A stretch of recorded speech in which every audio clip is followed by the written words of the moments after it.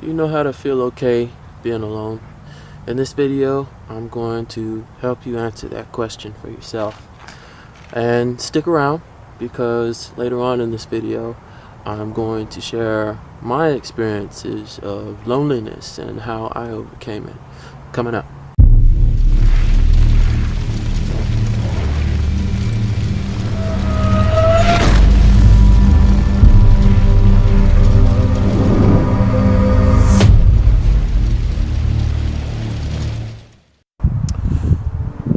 Hello everyone, welcome to the new Faith Unchained, teaching you to break the chains that bind you.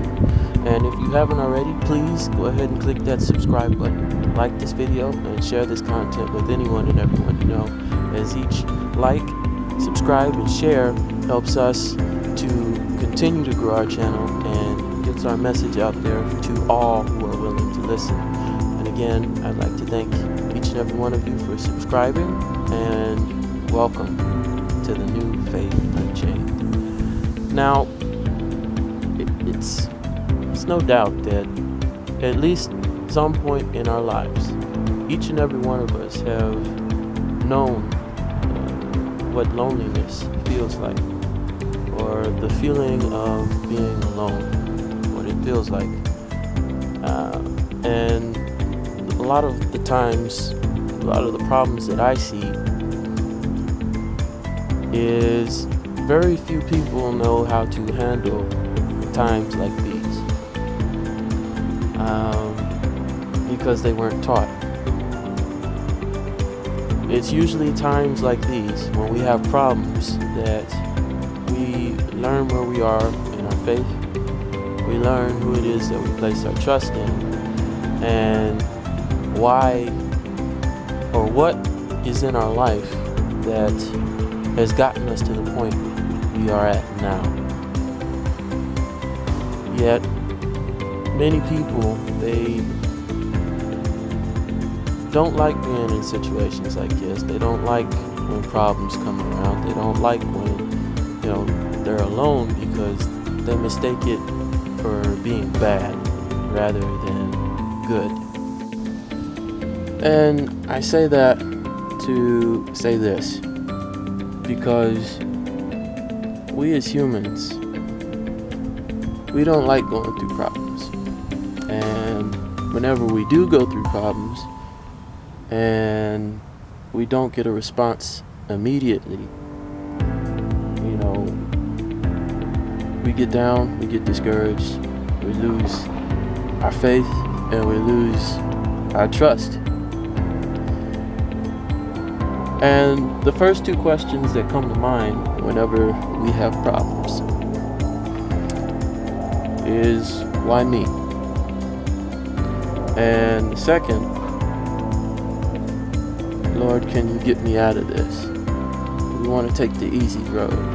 We want the easy way out.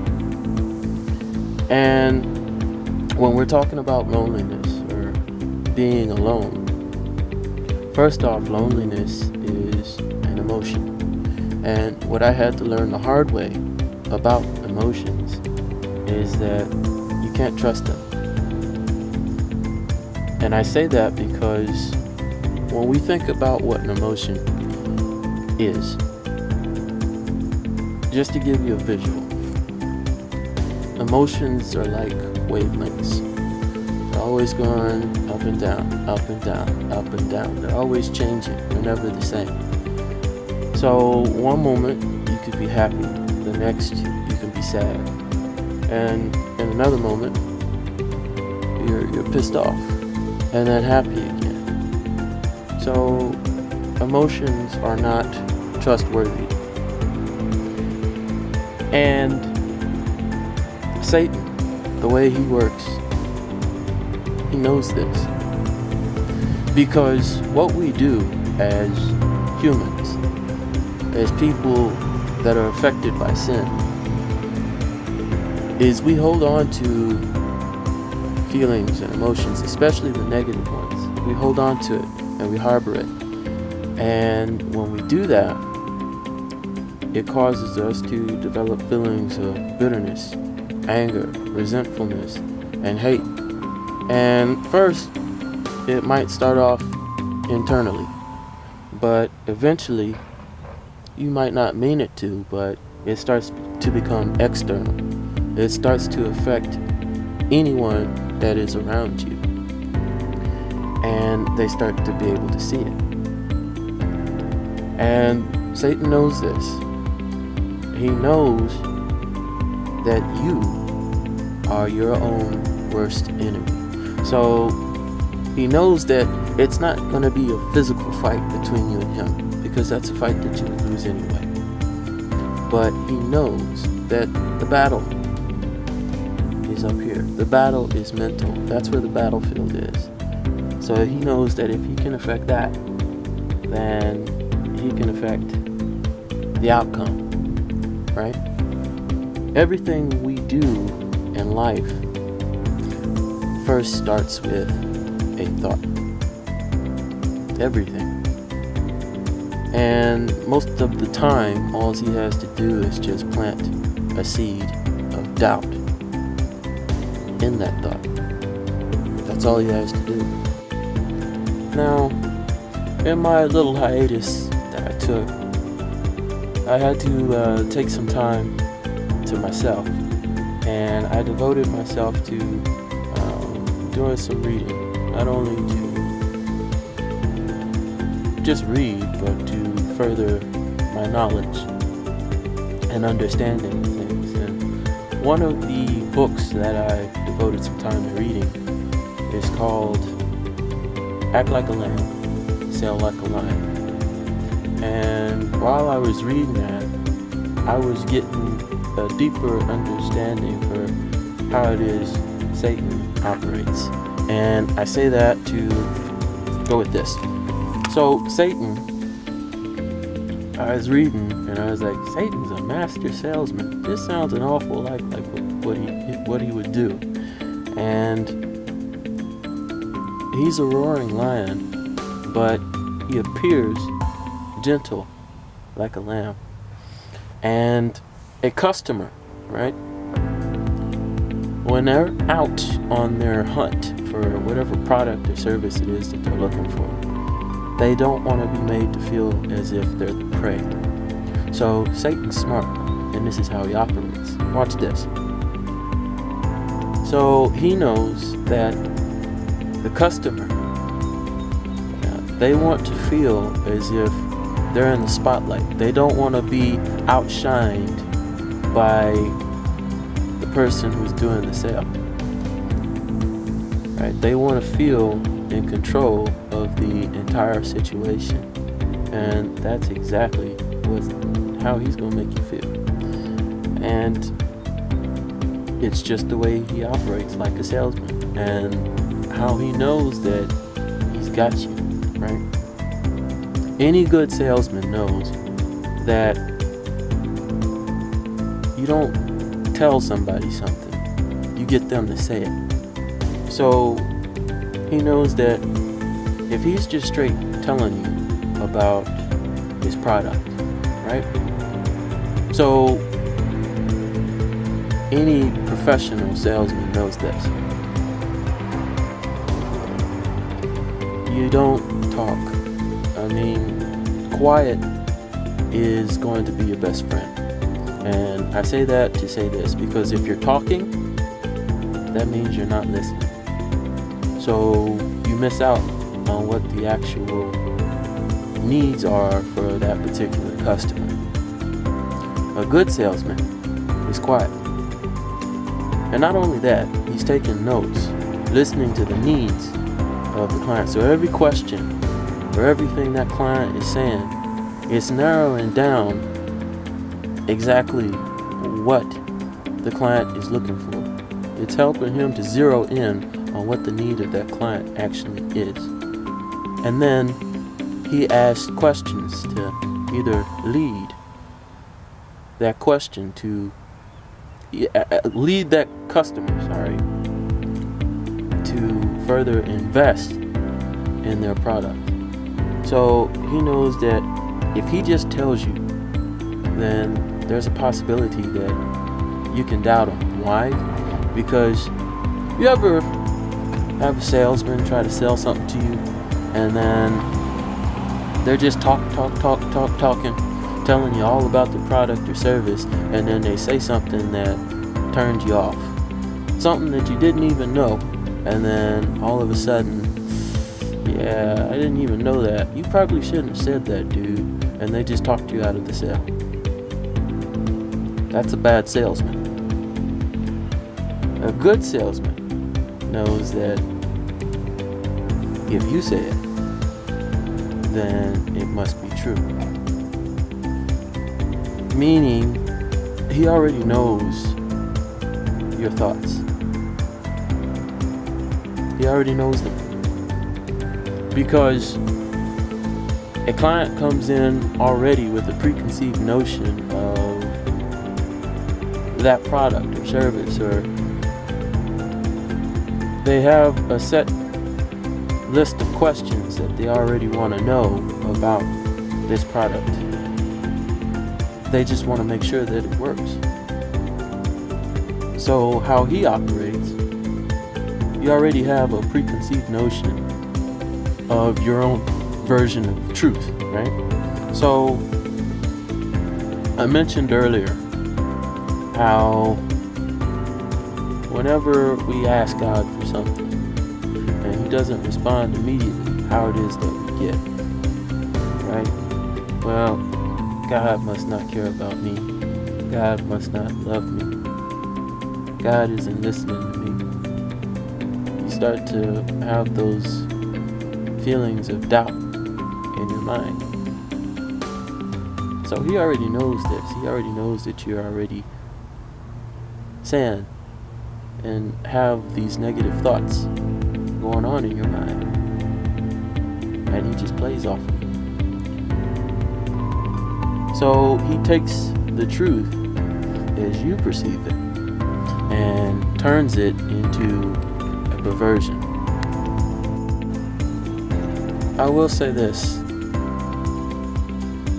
Before a prospect can actually buy a service or invest in whatever product it is that they're going to get, they must first have, and this is a key word, an emotional investment in that product or service. Did you catch that? Emotional investment in that product or service. And unless they believe that what it is that salesman is saying is true, then they won't get that product or service. So hear me. You're already telling yourself, oh, I'm not good enough. God doesn't love me. God doesn't care about me, because you feel he's not listening to you and responding as quick as you want him to.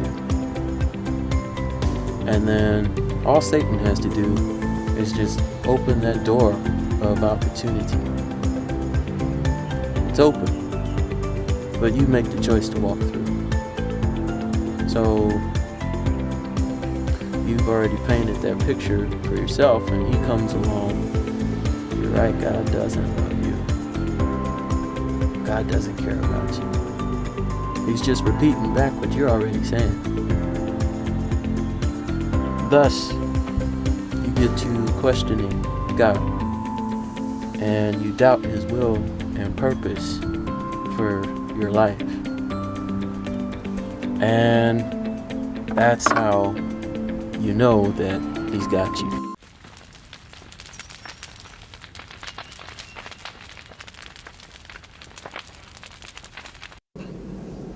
Alright guys, if you stuck around to the very end of this video, I told you at the beginning that I would share my experiences of loneliness and being alone. So I call this the unchained moment. And in this moment, this is where I get real with you. And this is where I tell you about my own personal experiences and how I got through them. What I've learned is we are blessed to go out to be blessings to someone else. So what that means, now that I've come further along in my understanding, What that means is whenever we go through a problem, whenever we go through a trial in our life, and we learn how to break our own chains through the Holy Spirit working within us, when we learn how to break our chains, that serves as an opportunity for whenever somebody else comes along and they are experiencing the same problem or trial that we've gone through before. So instead of having them make the very same mistake that we did, we can be like, hey, I've been there too, and this is what I did to break my chains. Now you can break yours too. You see how that works? So here's an unchained moment. And now I told you how Satan operates. So hopefully this makes sense to you whenever I explain it to you. So in high school, there was this girl that I dated all the way up till the time I was 24 years old. We were off and on, we had problems. One, because that relationship was not intended for God's will and purpose. It was not according to God's will and purpose. There was nothing about it that was according to God's will and purpose. And of course, I'm young at the time, and I don't necessarily understand that. You know, I'm still learning and growing, but I don't grasp that. And of course, I'm with her till the time I'm 24. So I had never really experienced anything else with anyone else, just with her. So of course, when the time comes for us to break up, you don't know how to handle it. You don't know how to take it. And, you know, when it's time to say goodbye and part your own separate ways, of course, you're not going to know how to accept that. So I entered a period of depression. I would pretend that I was going to work, and I would stay at a hotel and cry all day. Just let it all out all day. And then I would come home as if I had a normal day at work. And I know that's not what was going on. Now, I told you that the way Satan operates, it's at an emotional level. He plays off your already preconceived notions and your preconceived emotions. So all he has to do is just have a door already open for you. Place that temptation in front of you, but you're the one that makes the choice to decide whether or not to walk through that door. So in that time when I was at my most vulnerable, one thing that I wish I could have took back was I had a female friend that later became my girlfriend. And, you know, of course, she was there to pick me up, uplift me, encourage me.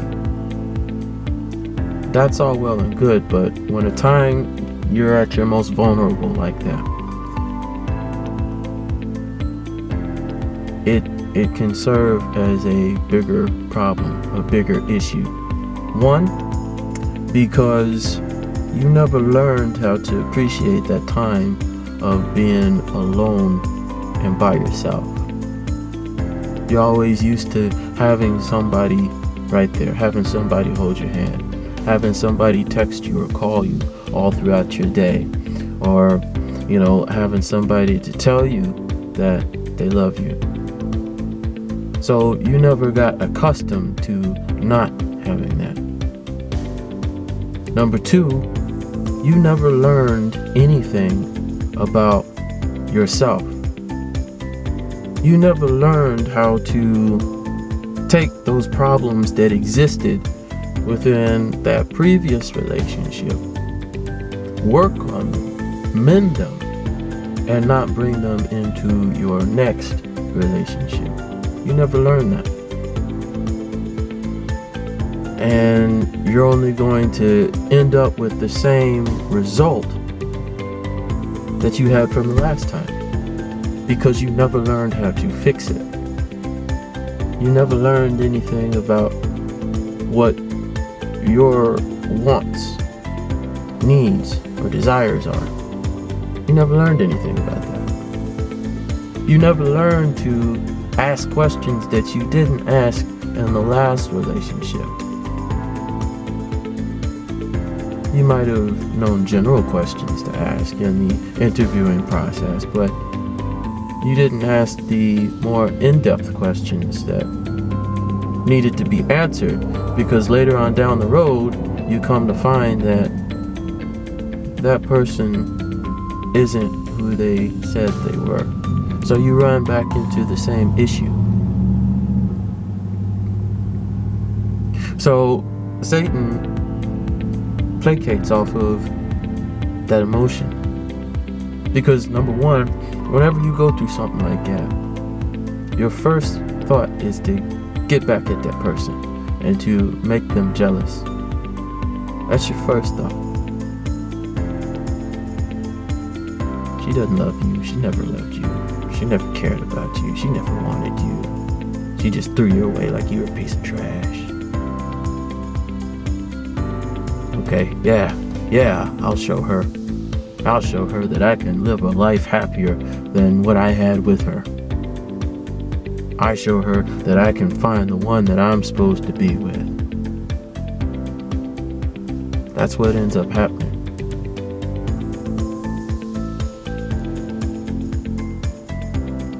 And you harbor those negative feelings and emotions deep down inside of you.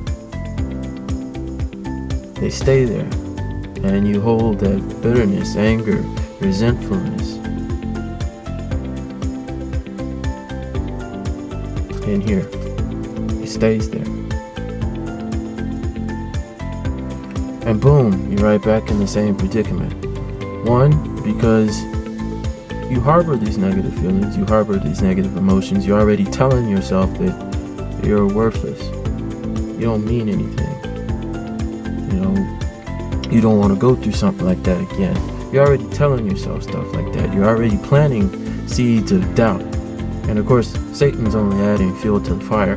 And then he opens that door for opportunity to allow someone else to come in. And you're only digging a deeper pit for yourself. And then when you don't place your faith and trust in Jesus Christ, that's when being able to handle being alone becomes an impossibility. And you're only going to end up setting yourself up for failure. So the first step to being able to learn how to be alone is placing your faith and your trust in Jesus Christ. And when you do that, everything that comes after is going to fall in place. Because one, you have the Holy Spirit coming down, working and abiding inside of you, which leads and guides your every direction whenever you abide in God's Word. But in order to do any of that, you must first place your faith and trust in Him. If you don't, then you're only setting yourself up for problems. You're only setting yourself up for problems. So, guys, I hope that you got something out of this lesson today. I hope that if any of you are experiencing what it is that I'm talking about, the feeling of loneliness or being alone because of a breakup, because of a relationship, Learn from my mistake. Don't rush into another one. Why? Because you're only going to end up having the same problem all over again. That's why. Because you didn't take that time to appreciate being alone, to appreciate the opportunity that you have to be able to learn more about yourself, how you can further your own knowledge, your own understanding, and how to better yourself so that when the right person does come along in your life, and this is something that you have to pray about, you have to place your faith and your trust in Christ about. You don't just rush into something. If you do that, that's already a red flag. That's how you know that it's not going to be good.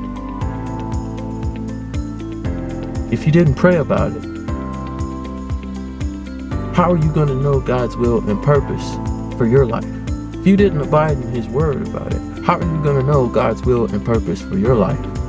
Thus is the conundrum. You just set yourself up for failure. So guys, please, I urge you to take this knowledge that I'm giving to you, learn from it, and apply it to your life so you don't have to make the same mistake that I did. So I really hope that you guys got something out of this today. Let me know down in the comment section below. Leave any questions, comments, or suggestions that you might have. You can visit my website at www.swagpt.com, and you can leave any messages there on any topics that you guys would like me to go over on our channel, or leave any topics down in the comments section below that you would want to go over and hear me discuss on our channel, and I'll do my best to respond to you guys in a timely manner. But guys, that's all the time that we have for today. If you haven't already, go ahead, click that subscribe button, like this video, and share this content with anyone and everyone you know. Each subscribe, like, and share not only is helping me, but it's helping our channel to continue to grow so that we may have a larger outreach for people to come that are willing to listen to our message. Thank you guys. That's all the time that we have for today. This is Faith Unchained, teaching you to break the chains that bind you. See you guys later.